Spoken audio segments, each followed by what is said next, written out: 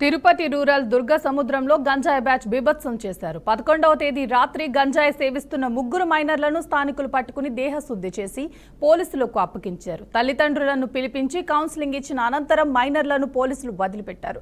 అయితే అదే రోజు రాత్రి ముగ్గురు మైనర్లు మరో 15 మంది స్నేహితులతో కలిసి ఫిర్యాదు చేసిన వారి ఇళ్లపై దాడి చేశారు.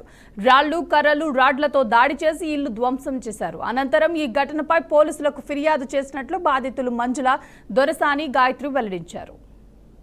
తిరుపతి రూరల్ దుర్గ సముద్రంలో గంజాయి బ్యాచ్ బీభత్సం చేశారు. 11వ తేదీ రాత్రి గంజాయి సేవిస్తున్న ముగ్గురు మైనర్లను స్థానికులు పట్టుకుని దేహశుద్ధి చేసి పోలీసులకు అప్పగించారు. తల్లిదండ్రులను పిలిపించి కౌన్సిలింగ్ ఇచ్చిన అనంతరం మైనర్లను పోలీసులు వదిలిపెట్టారు. అయితే అదే రోజు రాత్రి ముగ్గురు మైనర్లు మరో 15 మంది స్నేహితులతో కలిసి ఫిర్యాదు చేసిన వారి ఇళ్లపై దాడి చేశారు. రాళ్లు, కర్రలు, రాడ్లతో దాడి చేసి ఇల్లు ధ్వంసం చేశారు. అనంతరం ఈ ఘటనపై పోలీసులకు ఫిర్యాదు చేసినట్లు బాధితులు మంజుల, దొరసాని, గాయత్రి వెల్లడించారు.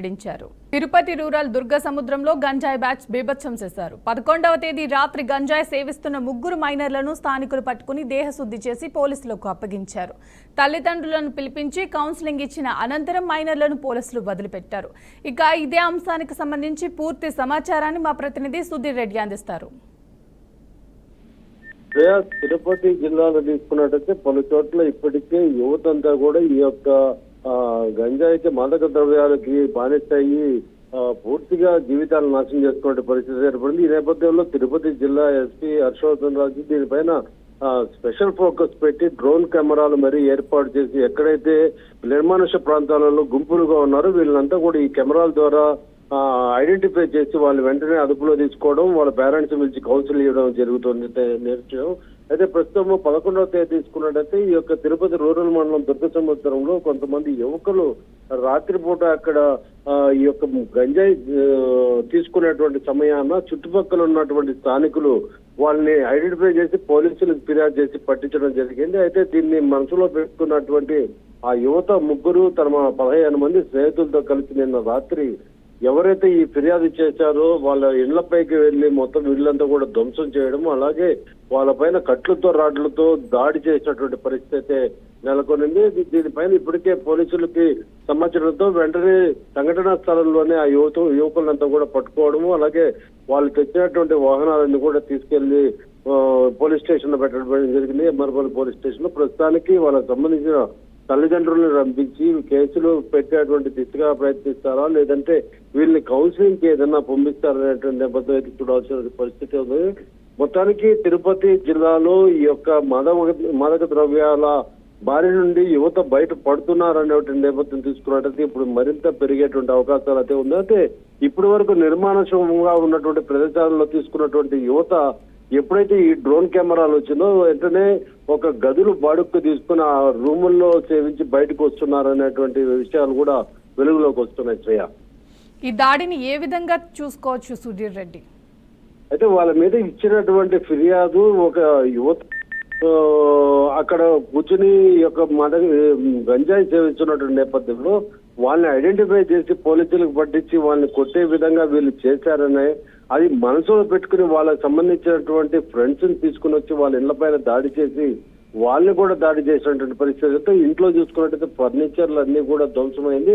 వెంటనే వాళ్ళు పోలీసులకు ఫిర్యాదు చేయడంతో వాళ్ళు ఎవరైతే ఈ యొక్క దాడి పాల్పడుతున్నారో ఆ సమయంలోనే పోలీసులు చేరుకుని వాళ్ళని వెంటనే అదుపులో తీసుకుని దేశశుద్ధి చేశారు. ప్రస్తుతానికి వాళ్ళని పోలీస్ స్టేషన్ కి తరలించారు. ఈ పోలీసులు దాడి జరిగిన తర్వాత మళ్ళీ ఆ యువకుల్ని రిమాండ్ కి తరలించారా? ప్రస్తుతానికి పోలీస్ స్టేషన్ కి రాత్రి తీసుకెళ్లారు. వాళ్ళ కుటుంబ సభ్యుల్ని, తల్లిదండ్రులని అంతా కూడా పిలిపించి తిరిగి కౌన్సిలింగ్ ఇస్తారా, లేదంటే వీళ్ళు డిఎడిక్షన్ సెంటర్ కి ఏమైనా పంపిస్తారా అనేటువంటి నేపథ్యంలో అయితే మనం చూడాలి. అక్కడి గంజాయి అసలు ఎలా దొరుకుతుంది?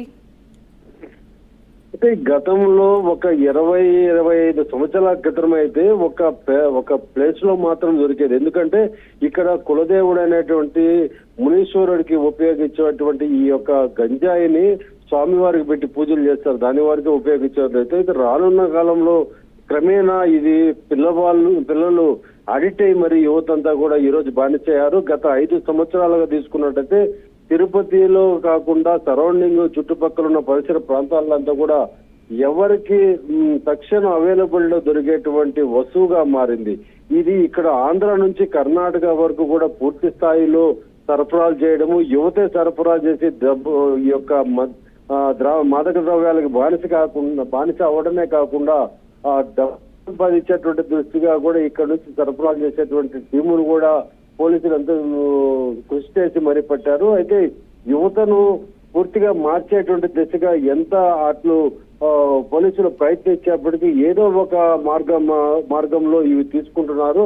కేవలం గంజాయే కాదు, నార్త్ సైడ్ నుంచి ఈ యొక్క బాంగ్ అనేది కూడా తీసుకుంటారు. ఆ యొక్క బాంగ్ అనేది ఫ్రూట్ జ్యూస్ లో వేసి మరీ తీసుకునేటువంటి అటువంటి వాళ్ళని కూడా అదుపులో తీసుకోవడం జరిగింది. ఇక టాబ్లెట్స్ కావచ్చు, ఇంజెక్షన్స్ కావచ్చు, ఇవన్నీ కూడా వాడుతూ తమ జీవితాలను నాశనం చేసుకున్నటువంటి యువతనంతా కూడా ఐడెంటిఫై చేసి వాళ్ళని ప్రతి ఒక్క పోలీస్ స్టేషన్ లో చూసుకున్నట్టయితే రోజుకి 10 నుంచి 12 మంది వరకు యువత అనేదే ఉంటారు.